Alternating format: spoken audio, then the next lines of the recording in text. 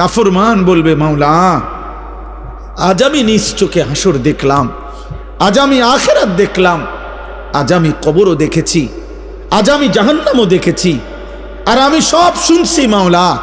আপনার জবান শুনলাম, ফেরেশতার আওয়াজ শুনলাম, জাহান্নামের গর্জন শুনলাম, সব দেখছিও শুনছিও। কাজেই আজ আমি নিশ্চিত ইন্না মুকিনুন, আজ আমি কবর আখিরাত হাসর মিজান ফুলসিরাত সব বিশ্বাস করছি। অতএব আজকে আপনি আমাকে এই আখিরাত থেকে, হাসরের মাঠ থেকে আপনি আমারে আরেকবার দুনিয়ায় পাঠান। আমি যদি এবার যেতে পারি না আমাল সালিহান, নেকামল করব, আমি নেকামল করব। কারণ আমি তো নিজ চোখে জাহান্নাম দেখলাম, আমি হাসরের মাঠ দেখলাম, আমি ভাবছিলাম এগুলো হবে না, আজ তো চোখের সামনে দেখে বুঝলাম এগুলো হলো। অতএব আমি এখন দুনিয়ায় যেতে চাই, আমি আমল করতে চাই, আমি আপনার আনুগত্য করতে চাই। দোস্ত আল্লাহর কসম, বেনামাজি ছেলেরা, এই আব্বা তোদের প্রত্যেককে বলি বাপ, আল্লাহর কসম তোদের নামাজ পড়তে মন চাইবে রে বাপ, সেজদা দিতে মন চাইবে, সেজদা দিতে মন চাইবে আব্বা।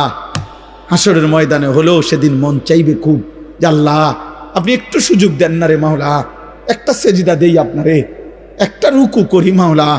আমার সিরিয়াল আইতে তো হয়তো দেরি আছে মাওলা, আমারে তো বিচারের জন্য হয়তো সিরিয়ালে আরো পরে ডাকবে, এই ফাঁকে আমি আপনারে একটা সেজদা দেই। আল্লাহ বলেন ওয়ালাউ শি'না লাআতাইনা কুল্লা নাফসিন হুদাহা। এই নাফরমান, আমি চাইলে তো দুনিয়াতেই প্রত্যেককে সেজদা দিতে পারতাম, দেওয়াইতে পারতাম, আমার আনুগত্য করাইতে পারতাম। আমার জমিন, আমার আসমান, আমার সূর্য, আমার চাঁদ, আমার রাত, আমার দিন, আমার নিঃশ্বাস, আমার অক্সিজেন, আমার হার্টবিট, সবই তো আমার। আমি চাইলে পারতাম বান্দা, আমি তো বাধ্য করে আনুগত্য নিতে পারতাম। কিন্তু যদি বাধ্য করেই নিতাম তো পুরস্কার দেব কেন? তাইলে আর পুরস্কার দেব কেন? তাইলে আর জান্নাত জাহান্নামের কি দরকার? বিচার আচারের কি দরকার? আখিরাতের কি দরকার? হাসরের মাঠেরই কি দরকার? কারণ আমি যাকে বাধ্য করাইয়া সেজদা করাইছি, তো সেখানে তোমার কৃতিত্ব কি?